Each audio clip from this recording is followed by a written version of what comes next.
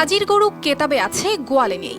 বহু প্রচলিত এই প্রবাদ ফিরে এসেছে এই প্রাথমিক বিদ্যালয়। কাগজে কলমে তো শতাধিক শিক্ষার্থী, তবে বাস্তবে নামের শিক্ষার্থী। নেই পাঠদান, বাজাতে হয় না ছুটির ঘণ্টা, মন করা সময়ে আসা যাওয়া আর গল্প করেই সময় কাটান শিক্ষকরা। মাস গেলেই সরকারি কোষাগার থেকে বেতন ভাতা তোলেন তারা।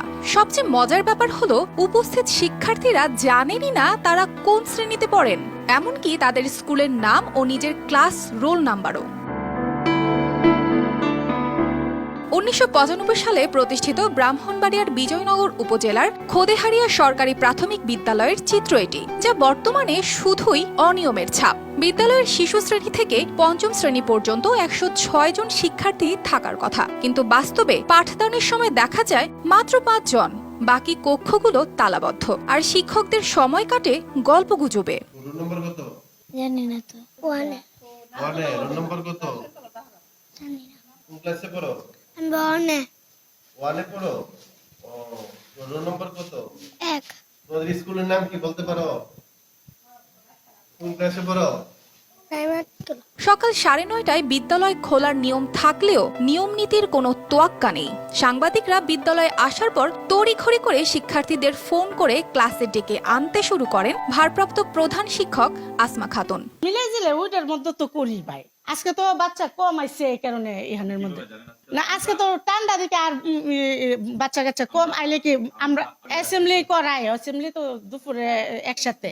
সকালে তো ছোট বাচ্চা না হন ভাই, ছোট বাচ্চা না, দুপুরের টাইমে। শুধু তাই নয়, প্রধান শিক্ষকের বিরুদ্ধে রয়েছে সরকারি বরাদ্দের টাকায় অনিয়মের অভিযোগ। ঝুঁকিপূর্ণ ভবন দেখিয়ে পাশেই 2.5 লাখ টাকা খরচ করে 3 শেডের একটি নতুন কক্ষ তৈরি করা হয়, কিন্তু সেই কক্ষে একদিনও ক্লাস হয়নি, বরং সেটি তালাবদ্ধ রেখে ক্লাস নেওয়া হয় পুরনো ঝুঁকিপূর্ণ ভবনে। শিশুতে 14 জন, 17 জনের মধ্যে 14 জন উপস্থিত, আর আজকে 2 জন।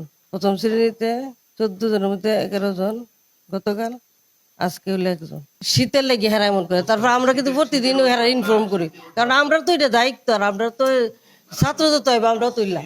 এই প্রসঙ্গে শিক্ষা কর্মকর্তা জানিয়েছেন, বিষয়টি তদন্ত করে দ্রুত ব্যবস্থা নেওয়া হবে। আপনারা যে অনিয়মের কথা বলতেছেন, আমি এটা তদন্ত করে দেখব।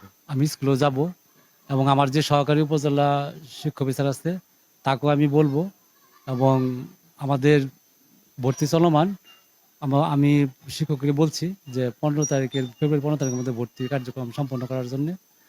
তারপর আমরা আপনাদের কথা, আপনাদের যে প্রাপ্ত অনিয়মগুলো আপনারা বলতেছেন, সেই অনিয়মগুলো আমি খতিয়ে দেখব। বিদ্যালয়ের বর্তমান চিত্র দেখে এলাকাবাসী ক্ষোভ প্রকাশ করেছেন। তাদের দাবি, অনিয়মে জড়িত শিক্ষকদের দ্রুত অপসারণ করতে হবে।